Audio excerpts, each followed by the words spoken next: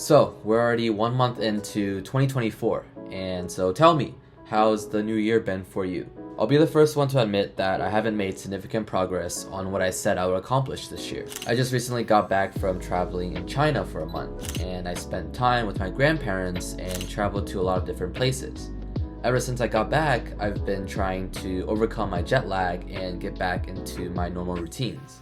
Hi there, my name is Benson, and I just started my 4th semester here at Harvard studying psychology.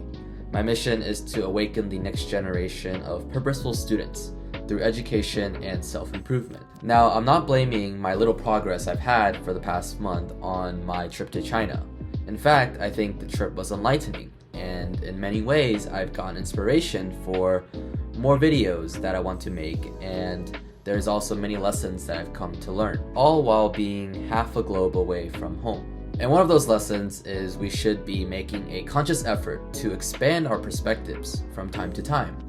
As naturally curious individuals, we need to challenge our thinking and to grow our understanding of the world that we're living in. Let me ask you, when was the last time you set aside time to try out new experiences? Have you gone outside in the past week and embraced certain uncertainties? There could be excuses in the back of your mind telling you that, hey, you don't have enough time or you don't have money to travel. For me, the excuse that I said was I didn't want to sacrifice the progress on my goals, which was valid. But you see, I haven't visited my grandparents in China for about 10 years. I had this feeling of reluctance to travel, and I didn't want to lose momentum that I was getting on my YouTube channel, and so I didn't also want to delay my goals. And looking ahead, I would get back on campus literally 2 days before classes started, and that left me with little to no time to adjust my jet lag. Those were all the reasons that I said to myself for me not wanting to travel. My Mandarin was also not that great, and so I would struggle navigating, reading the signs, ordering from a restaurant, and even communicating. But rather than giving up on the trip, I challenged myself to be outside of my comfort zone and just to embrace the uncertainty. There was a side that wanted to stick to what I already know, which was comfortable. But at the end of the day, I believe that personal growth really comes by stepping outside of your comfort zone. And yes, it was challenging living there, and many times I wished to be back here, being familiar with my surroundings and being able to be comfortable navigating around the area. I couldn't roam around anywhere in China, and I just felt really conscious with my 3rd grade vocabulary. But in a weird way, I became grateful for this trip. There are lots of comparisons to be made and new perspectives that I've gained just by seeing how people lived in the other side of the world. It's definitely less sanitary there, there's more volume of people, and the air is a lot less cleaner. Navigation and driving was chaotic. The food was good, but I didn't really see myself eating the food for an extended period of time. Despite living in unfavorable circumstances and still doing the most to scrape by, the biggest thing that I saw with these middle-aged people was that they're still finding ways to enjoy themselves. There was no such thing as depression or anxiety for these people. But if you look at our generation and younger people, more and more people are becoming mildly depressed and anxious. And I think a lot of it has to do with how much time you're spending outside. You see, these people are going out every day to work, getting sunlight, selling fruits on the side of the streets, driving tricycles around the area, interacting with the community and talking with other people. They're not caught up with a death scroll on Instagram because, for one, Instagram is blocked there, and 2, they're busy making money trying to support their families and themselves. They don't have a reason to be depressed. And so the lesson that will really supercharge your progress in 2024 is to just spend more time outside. You see, younger people tend to absorb details of an environment like a sponge, and as a result, it really cultures you. It exposes you to this idea that there is more, there is a higher ceiling to the world, and that you're barely scratching the surface in your understanding. Going outside and seeing something new enriches your life.